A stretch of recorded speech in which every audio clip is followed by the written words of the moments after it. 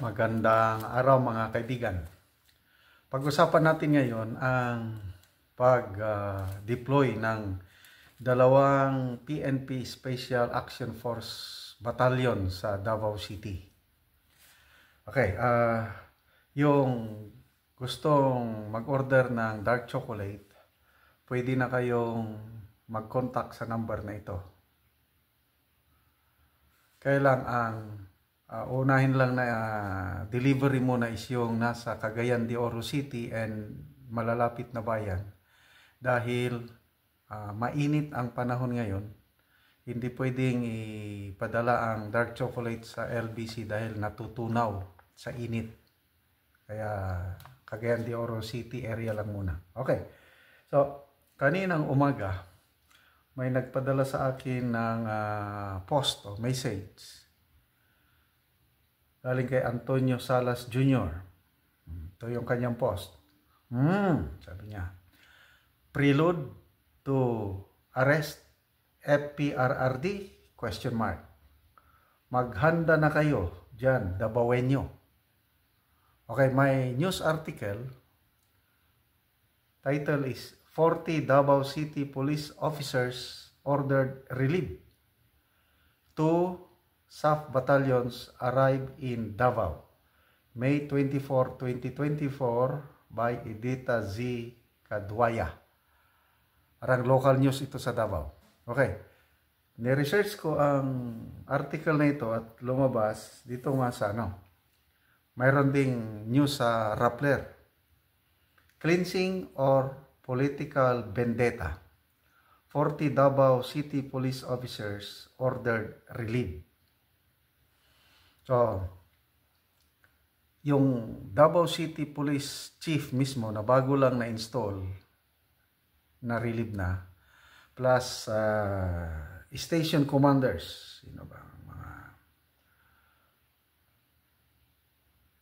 Ilang station commanders? 7. Mga station commanders na-relieve din, maliban sa Davao City Police Chief. Okay, ang mga na-relieve na station commanders, si Police Lieutenant Colonel Roland Lau, Police Major Rosario Aguilar, Police Major Jimmy Evangelista, Police Major Jemuel Mamulang, Police Major Jonel Pederio, Police Major Noel Villahermosa, Police Captain Medardo Valeros, Police Captain Ronnie Batingal, Police Captain Henry Calvo, Police Captain Marlon Dongkilab, and Police Captain Jefferson Iscanisas. Okay. So, maliban sa hepe ng police, si Police Colonel, nakalimutan ko yung pangalan, plus itong officers, 29 police personnel na nasasangkot sa pagkapatay ng 7 drug suspect early this year, ni-relieve din.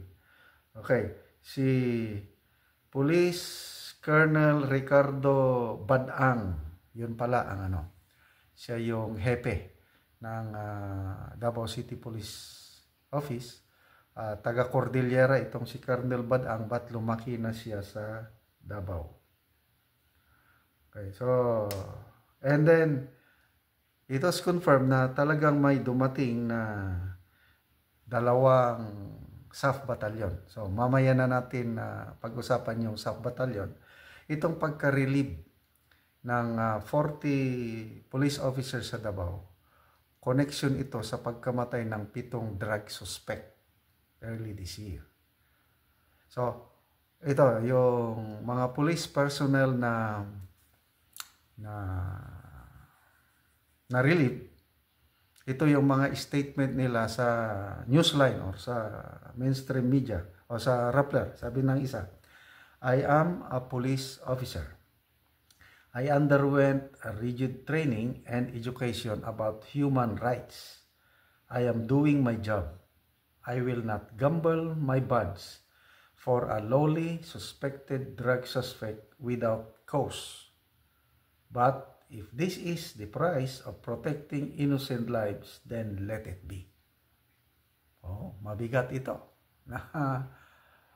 Mga pipitsugin lang para kasi lumalabas na para bang extrajudicial killings na naman.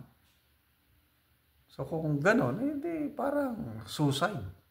Itinataya ng mga police officers na ito ang kanilang political police career.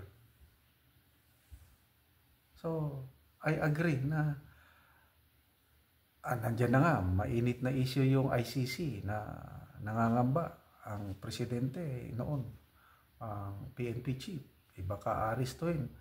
Hindi na ako maniwala ngayon na meron pang mga pulis na sa extrajudicial killings. Maingat na ngayon ang mga pulis.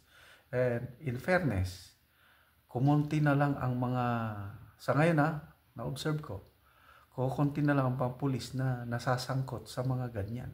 Yung mga tanim bala, tanim ebidensya, kumunti na. Yung nag-aabuso, kumunti na. Kasi ayaw na nilang masangkot. Okay, ano pa? Meron pang isa na nagsabi. Yung iba nagsasabi na dapat ang IAS, yung Internal Affairs Service, imbestigahan o kunan nilang statement ang mga barangay officials and media representatives na kasama sa operation. Kasi required sa batas na dapat may barangay officials, may media para sila ang saksi kung anong nangyari. Plus yung mga sinubmit daw ng mga police officers na involved sa operation, yung body cam. Oh, hindi ka talaga makaka sa body cam. Kasi recorded So, sana maging patas ang investigasyon. Kawawa naman itong mga pulis na gumagawa lang ng trabaho nila tapos marilib. Kaya nga ito sa title ng Rappler is Cleansing or Political Vendetta. Political revenge ba? Okay, punta na tayo sa dalawang SAF battalion na bagong dumating. Prelude to arrest of FPRRD. Yun ang post ni Nestor Salas Jr. Sa tingin ko dyan is una, ang purpose ng dalawang SAF battalion, yung tutulong sila sa paghanap, pag-aresto kay Pastor Apollo Kibuloy. Yun ang tingin ko dyan. Kasi mag-ilang buwan na, more than 2 months na, 3 months na ata Hanggang ngayon, hindi pa na-aresto si Pastor Kibuloy. So, malaki yung pressure sa PNP na mag-exert sila ng effort para ma-aresto ang nagtatagong pastor. Kaya, yun ang number 1 na purpose, yung dalawang SAF battalion. And then, pwede. Posibilidad lang ito yung nakita ni Nestor Salas na prelude to the arrest of FPRRD. Posible. Kasi yung statement ng Pangulo Marcos Jr. na walang jurisdiction ang ICC sa bansa at hindi makikipagtulungan ang Philippine government sa ICC kahit may warrant of arrest. Ang ganda sana yun. Sana magkatotoo. Kaya lang ako, my personal opinion, hindi na ako 100% maniwala doon. Baka biglang bumaliktad pagdating ng panahon. Sabi ni ex-Senator Trillanes, by June or July, yan na, ilalabas na ang arrest warrant ni PRRD.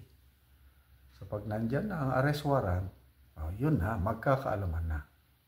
Sana maging totoo ang Pangulong Marcos, yung kanyang statement na hindi tayo makikipag-cooperate sa ICC.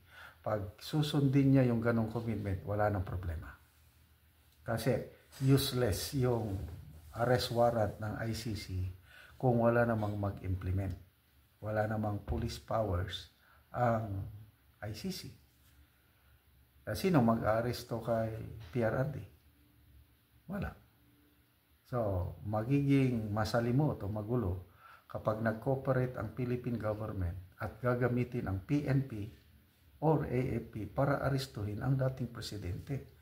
Yun na, napakasakit, Kuya Bungit, pag ganun ang nangyari. Sana,